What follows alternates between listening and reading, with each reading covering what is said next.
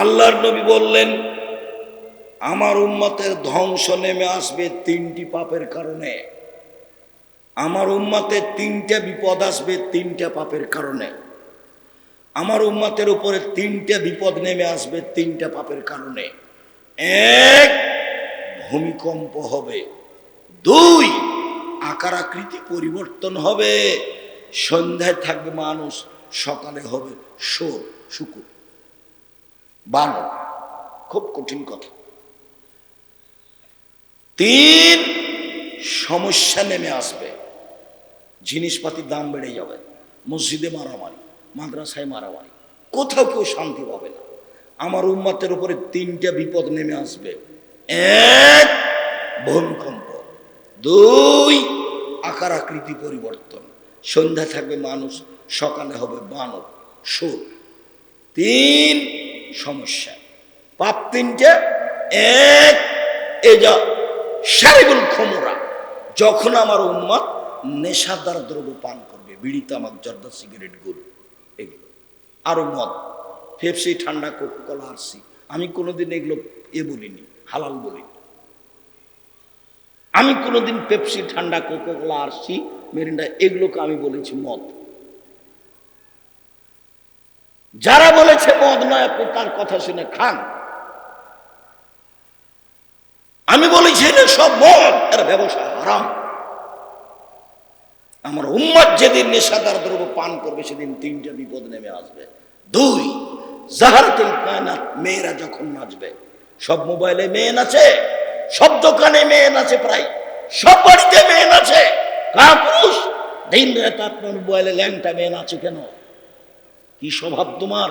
কিসের পড়াশোনা করেছ? তোমার বিদ্যের দিকে তাকালে আমাকে ঘৃণা পাই। কি পড়াশোনা করেছ? কি দেখাতে চাও আমাকে? তোমার বাপ চাচ্ছে তুমি বড় ডাক্তার হবা, তুমি তো ডাক্তারকে চিনো। ও 3 লাখ টাকা বেতন পায়, তারপরেও ওই ওষুধ কোম্পানির ওই প্রেসক্রিপশনে ওই ওষুধ লেখে যে কোম্পানি তাকে টাকা দিয়েছে। তো চোর, ওকে দিয়ে কি হবে? জামিয়া সালায় যে পড়াশোনা করেন, শিরক বেদাত জানতে পারবেন, রুজিও হবে, রুজিও হবে। ডিসেম্বরে ফর্ম নিবেন, 1 জানুয়ারি ভর্তি হয়ে যাবে, রুজিও হবে, শিরক মুক্ত, বিদাত মুক্ত জীবন। আচ্ছা, কি দেখাতে যাও তুমি? আজ থেকে তোমার মোবাইলে জিন্দিগিতে আর কোনোদিন যেন মেয়ে না নাচে, তুমি তোবা করে উঠবে এখান থেকে।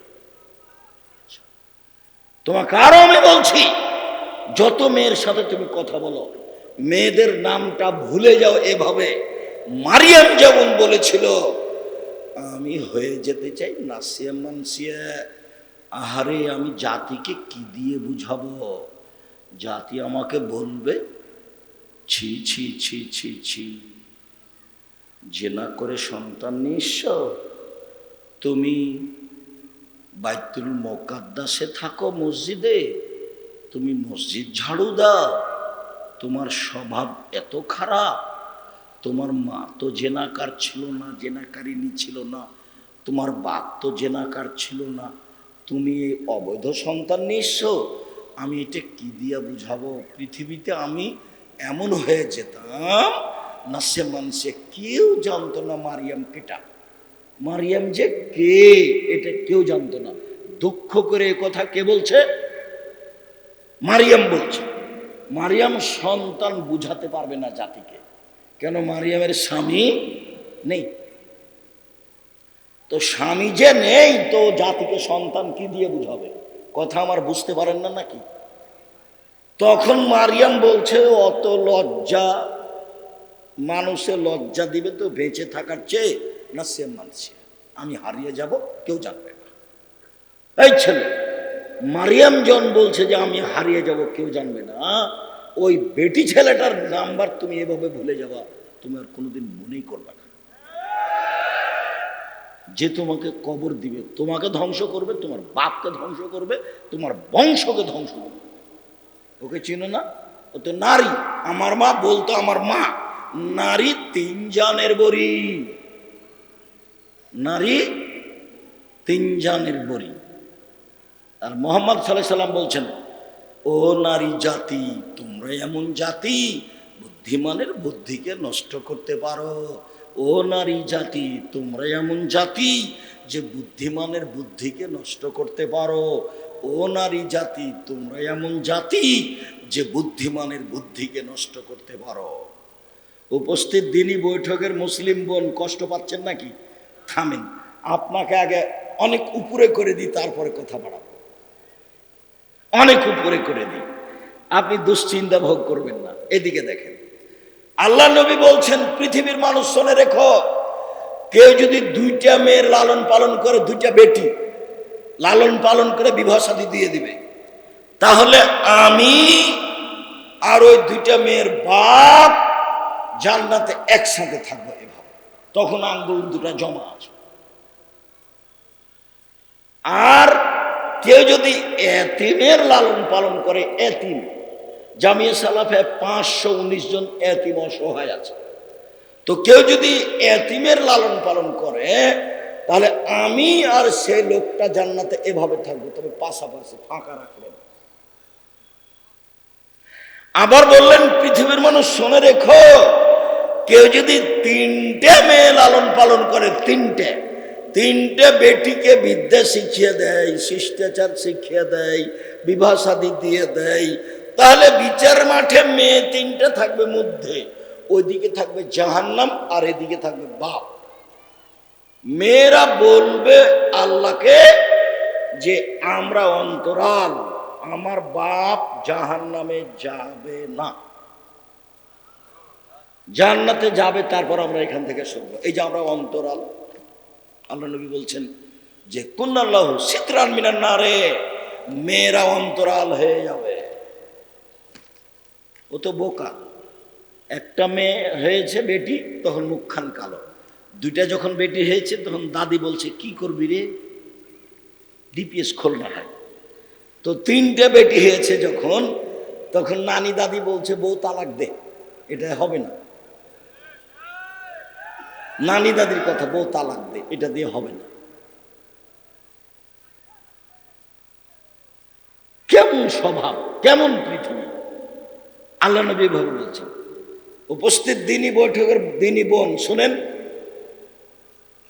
এই সম্মান শুধুমাত্র নারীদের, পুরুষের এই সুযোগ নেই।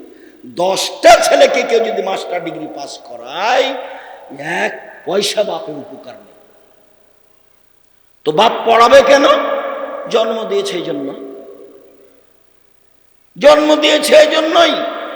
7 দিনের দিনে একটা আকিকাতে ছাগল জবাই করতে হবে, প্রয়োজনে ভিক্ষা করে। আকিকা দিতেই হবে তার বাপকে।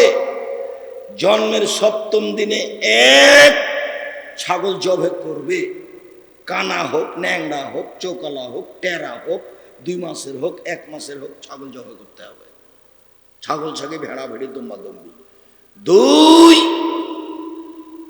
নাম রাখতে হবে। 3 মাথার চুল নেড়ে করতে হবে। 4 চুল সমপরিমাণ রূপা তার টাকা দান করে দিতে হবে। থাকলো কুরবানি, তো ভিন্ন জিনিস, ওটা হলো নেকির জিনিস। চোখ ভালো কিনা দেখো, কান ভালো কিনা দেখো, খুর ভালো কিনা দেখো, লেজ ভালো কিনা দেখো, মোটা তাজা কিনা দেখো, ঝকঝকে কিনা দেখো, সব দেখে শুনে সারা দিন দেখো। খালি পা দেখো একবার, কান দেখো একবার, চোখ দেখো একবার, লেজ দেখো একবার, হাঁটিয়ে দেখো মোটা তাজা কিনা দেখো, একবারে সুন্দর ঝকঝকে হতে হবে। তার নাম কুরবানি, তার নাম কুরবানি। বুঝা জানে না কি কথা? আর আকিকার নাম কি? টেরা, কানা, 2 মাসের, 1 মাসের, 7 দিনের দিন চাঁপাই নবাবগঞ্জের ভাষায় ওকে তো আকিকা দিতে হবে, ওর বাপকে দিতে হবে, মানে দিতেই হবে। রংপুর, দিনাজপুর, এটা মেয়েরাকে জমি দেয় না, বাপকে দিতে হবে। এই কথাটা চট করে এসে মাথায় আঘাত করছে। মানে মেয়েকে জমি দিতে হবে, বোনকে জমি দিতে হবে, বোনকে জমি দিতে হবে, মানে ওর বাপকে দিতে হবে, দিতেই হবে। 15 শতক জমি রেখে গেছে বাপ, 10 শতক নিবে ভাই আর 5 শতক নিবে বোন। তো বোন বিকেলে নিবে আর ভাই সকালে নিবে, এরকম কি না? একসাথে একসাথে। তো আপনার আব্বা 10 বছর হলো মরা জমিদের নিজে, আর আমাকে বলেন আমি আমার বাপকে কবর দিয়ে এসে জমি ভাগ করে খাওয়া দাওয়া করেছি। যদিচ আমি একটু টুকটাক জমি চিনি, আমার ছোট ভাই যেটা বরিশাল মডেল কলেজের শিক্ষক, ও জমি চিনেই না, ও আমরা জমির খোঁজ খবরও রাখি না। আমার মা যেটা মনে করেছে যে জমি বোনদেরকে দিতে হবে বেটিরাকে, তা আমরা ভাগ করে দিয়েছি, আর ওরা সবই থাকে খায়, ভাগ জানা না যে ভাগ করেছি। কে কি পাবে, কে কোথায় নেবে, এটা একদিনই সেদিনই ঠিক করে আমরা বাড়ি থেকে বের হয়েছি। এটা দিনাজপুর, তো সেই জন্য বললাম। আব্দুর রাজ্জাক সাহেব, দিনাজপুর বলতে কি বুঝাতে চান? দিনাজপুর বলতে বুঝাতে চায় যে যৌতুক নিয়ে বিবাহ করে, নোংরা স্বভাব, ও কুকুর শ্রীগালের চেয়ে খারাপ। দিনাজপুর রংপুর বলে বুঝাতে চাই যে বোনকে জমি দেয় না। তোমার বাপকে যদি আমি কুকুর শ্রীগালের চেয়ে খারাপ প্রমাণ করতে না পারি বেটা, আমি বক্তব্য দিব না। সিঁড়ির বন্দরেই শেষ। তোমার বাপকে বলে দিও ফুফুর জমি ভাগ্যে খেয়ে পরকাল হারাতে রাজি নয়। ভাগ্য নিয়ে এসেছে আব্বু, এমনি আসেনি দুনিয়াতে। ভাগ্যে যদি জমিদারি থাকে জমিদারি করে খাবো, ভাগ্যে যদি ভিক্ষা করা থাকে ভিক্ষা করে খাবো। ফুফুর জমি খাবো না। 24 ঘন্টার মধ্যে যৌতুকের টাকা ফেরত দিতে হবে। 24 ঘন্টা, আগামীকাল সন্ধ্যা হতে হতে যৌতুক ফেরত দিতে হবে। মোটরসাইকেল, সাইকেল, খাট খাটলা, চৌকি বাক্স সব ফেরত দিতে হবে। এর সরিষার সম পরিমাণ আপোষ নেই। রংপুর, দিনাজপুর, লালমনিরহাট, নীলফামারী, কুড়িগ্রাম, পঞ্চগড়, ঠাকুরগাঁ, গাইবান্ধা, জয়পুরহাট সব একই স্বভাবের।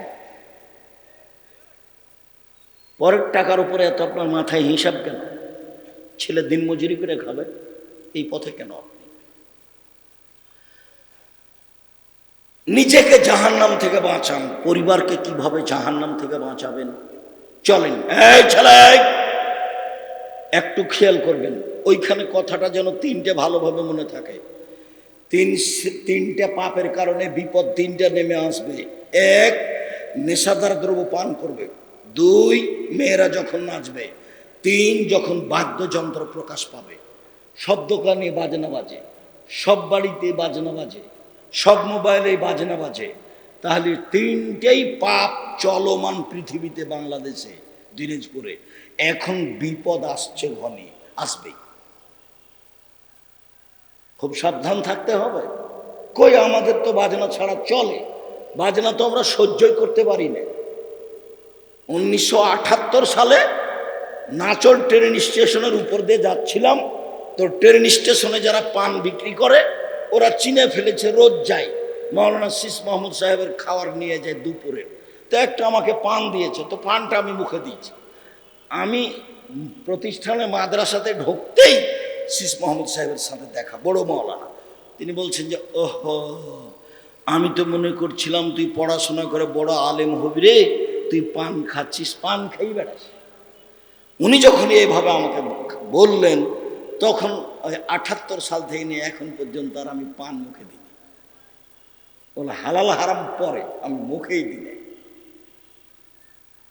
ওর হালাল হারাম পরে, আমি মুখেই দিই। যে আমি পানটা মুখে দিলাম সেই জন্য তিনি এভাবে বললেন, যেটা আমি চাই। সম্মানিত দিনী ভাই বোন, পরিবারকে আপনি জাহান্নাম থেকে বাঁচাবেন কিভাবে?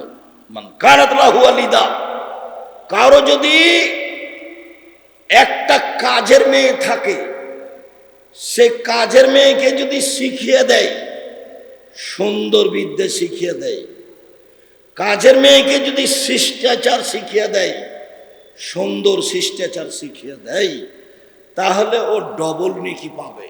মানে পরিবারকে জাহান্নাম থেকে বাঁচাতে হলে শিক্ষা দিতে হবে। বিদ্যা, শিষ্টাচার, বিদ্যা, শিষ্টাচার, বিদ্যা, শিষ্টাচার, মূলত এই দুটা জিনিস। ওই হাদিসে এটা খুব ভালোভাবে প্রমাণিত হবে, জাবেরের হাদিসে, যেটা আপনার মনে আছে, বললে আরো ভালোভাবে মনে হয়ে যাবে।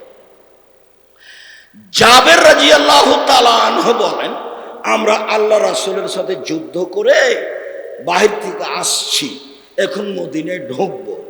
তা আল্লাহ নবী বলেন, এই শোনো, সবাই এখানে বসো, রাতে আমরা বাড়িতে, সকালে আমরা বাড়িতে যাব।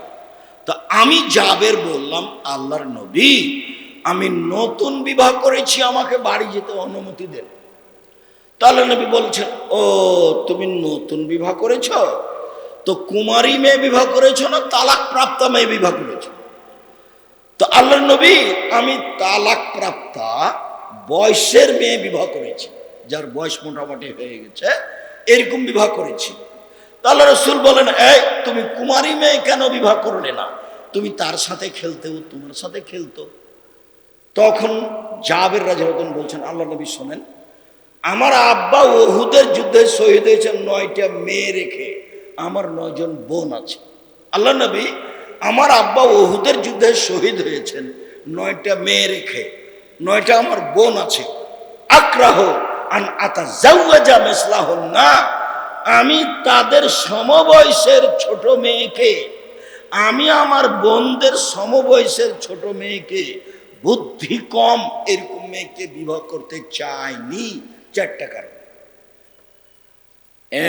এক, লেতুয়াল্লে মাহুন্না, আমার স্ত্রী যাতে করে আমার বোনদেরকে বিদ্যা শিখাতে পারে। 2, বলে তোয়াদ্দে বাহুন্না, আমার স্ত্রী যেন আমার বোনদেরকে শিষ্টাচার শিখাতে পারে।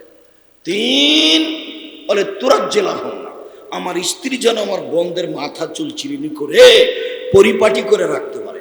4, বলে তাকুমা আলাইহিন্না, আমার স্ত্রী যেন আমার বোনদেরকে পাহারা দিতে পারে। উপস্থিত বৈঠকের দিনী মুসলিম ভাই বোন, এই মেয়ে কথা বলছো কেন? মেয়ে মানুষ তুমি কথা বলছো কেন? আপনি আমার দিনী বোন, আপনাকে আমি অনেক ভালোবাসি। এখন কেউ যদি আপনার গায়ের উপর দিয়ে চড়ে চলে যায়, আপনি মুখ খুলবেন না, বুঝছেন? আপনার গায়ের উপর দিয়ে চলে যাক, আপনি মুখ খুলবেন না, মুখখান বন্ধ রাখেন, একবারে চুপচাপ এক খেয়ালে চেয়ে থাকেন। মা হলে 4টে জিনিস লাগে। 1, বাচ্চাকে বিদ্যা শিখাতে জানতে হবে। 2, বাচ্চাকে শিষ্টাচার শিখাতে হবে। শিষ্টাচার, আল্লাহ নবী বলছেন, নবীগণের শিষ্টাচার 10টি। আল্লাহ নবী বলছেন, নবীগণের বৈশিষ্ট্য 10টি।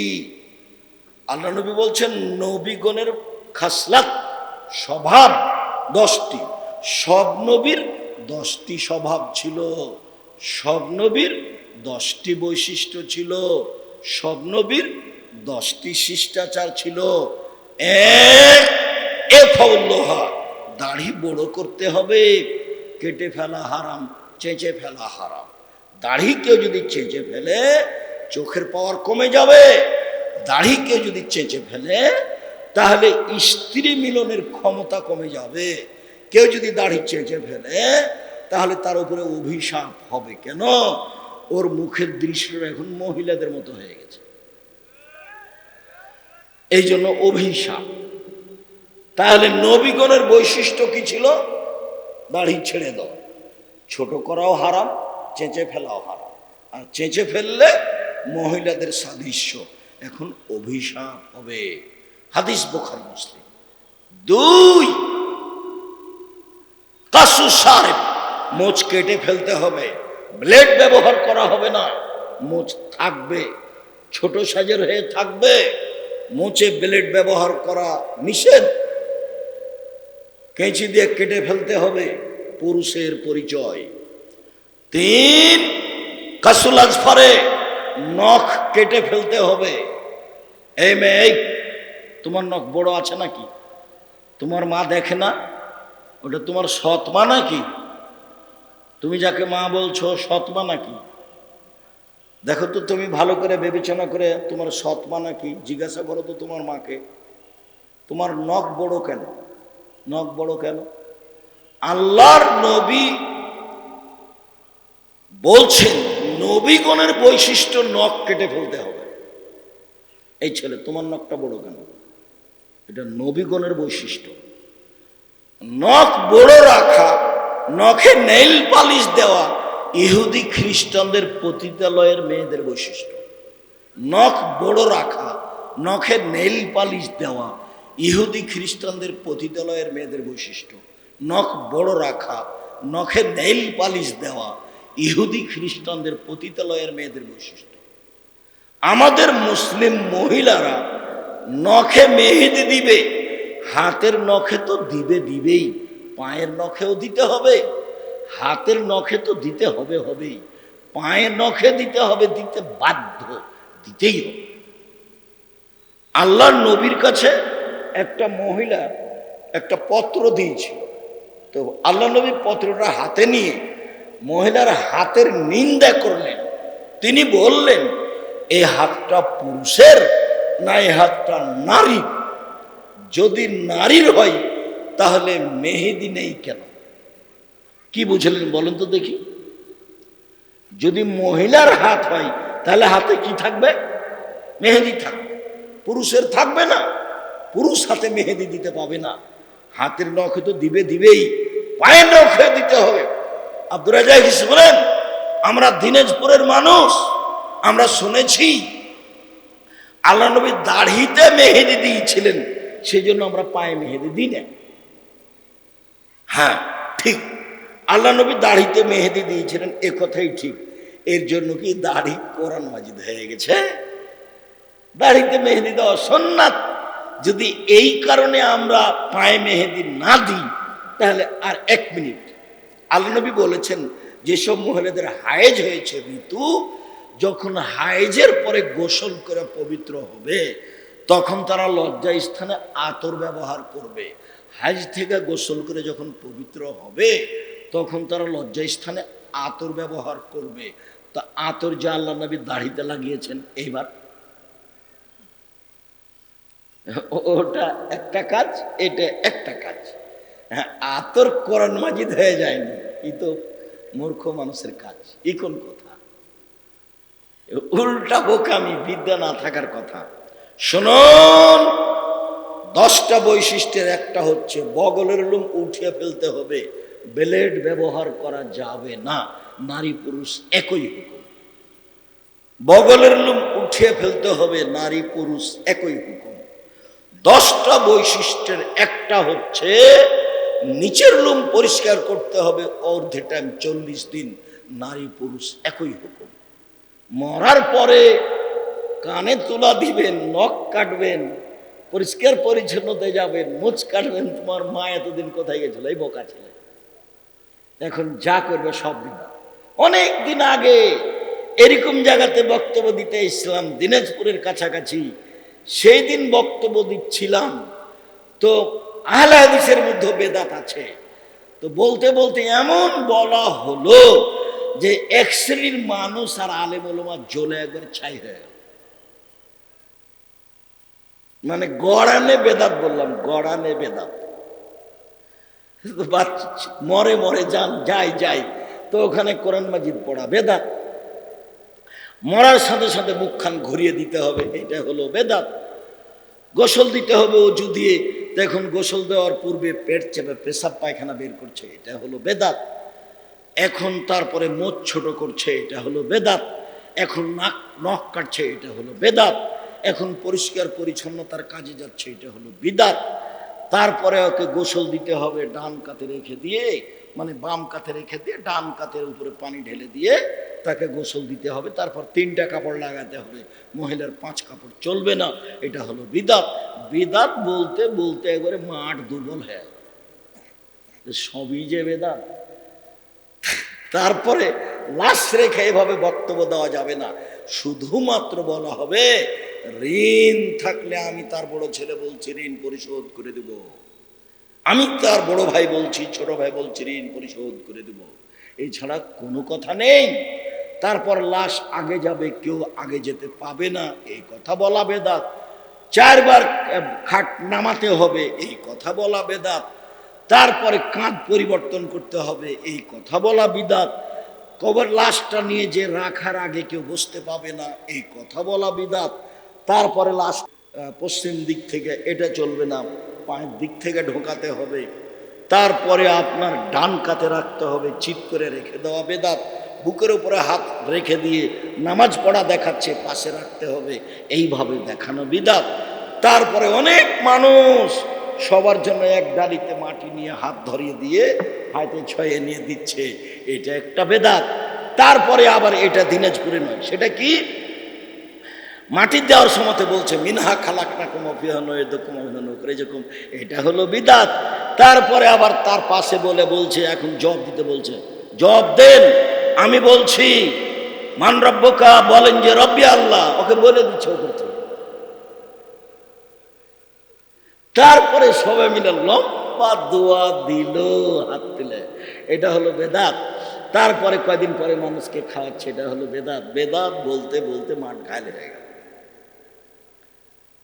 আসলে বেদাত কোনো পথ নাই, রাসূলের পথেই যেতে হবে, কোনো পথ নেই। সম্মানিত দিনী ভাই বোন, বলছিলাম উপস্থিত বৈঠকের দিনী মুসলিম বোন, আপনি আপনার ছেলে মেয়েকে শিষ্টাচার শিখান। শিষ্টাচার কি জিনিস? আপনার বাড়িতে একটা পট আছে, পট, বাচ্চার পেশাব পায়খানা, ওটা হলো ঘোড়া। এই পট আমাদের বাড়িতে 3 মিনিট থাকতে পারবে না। 3 মিনিট হয় ভেঙে ফেলা হবে, না হয় ঘোড়ার মাথাটা কেটে দেওয়া। শিষ্টাচার কি জিনিস? আপনার স্ত্রী চিরির বন্দরে বাড়ি, একটা আয়না কিনেছে, আয়না, সেটা হলো কাতল মাছ, এটা তো আমাদের বাসায় 1 মিনিট থাকতে পারে না। আপনার স্ত্রী একটা তরকারির বাটি কিনেছে, সেটা হলো রুই মাছ। আপনার স্ত্রী খাওয়ার জন্য প্লেট কিনেছে, তাতে আছে চিংড়ি মাছ। আদর্শ কাকে বলে? শিষ্টাচার কাকে বলে? আপনার স্ত্রী শোকে যে কাঁকড়া সাজিয়ে রেখেছে, আদর্শ কাকে বলে? আপনার বাচ্চার হাতে, মেয়ের হাতে, ছেলের হাতে খালি পুতুলে ভর্তি। আব্দুর রাজ্জাক সাহেব, মৌলানা সাহেবের বাড়িতে পুতুল দেখেছি, মৌলানা সাহেবের বাড়িতে পুতুল দেখেছি। মৌলানা সাহেবের সাথে কি সাথ আছে? আয়েশা রাদিয়াল্লাহু তাআলা আনহা বলেন, আল্লাহর নবী বাড়িতে ঢুকলে পাত্র জাতীয় এমন কোনো কিছুতে ছবি মূর্তি থাকলে তাকে ভেঙে চৌচির করে দিতেন। আয়েশা রাদিয়াল্লাহু তাআলা আনহা বলেন, আল্লাহর নবী বাড়িতে ঢুকে যদি কাপড়ে কোনো জায়গাতে ছবি মূর্তি থেকেছে, কাপড়টা নিয়ে এভাবে টুকরা টুকরা করে ফেলতেন। বলতেন, আয়েশা, যারা ছবি মূর্তি করছে তাদেরকে পিটিয়ে আত্মা দিতে বাধ্য করা হবে। আয়েশা, ছবি মূর্তি যে ঘরে থাকে সে ঘরে ফেরেশতা থাকে না। তিনি দরজায় দাঁড়িয়ে যেতেন, ভিতরে ঢুকতেন না।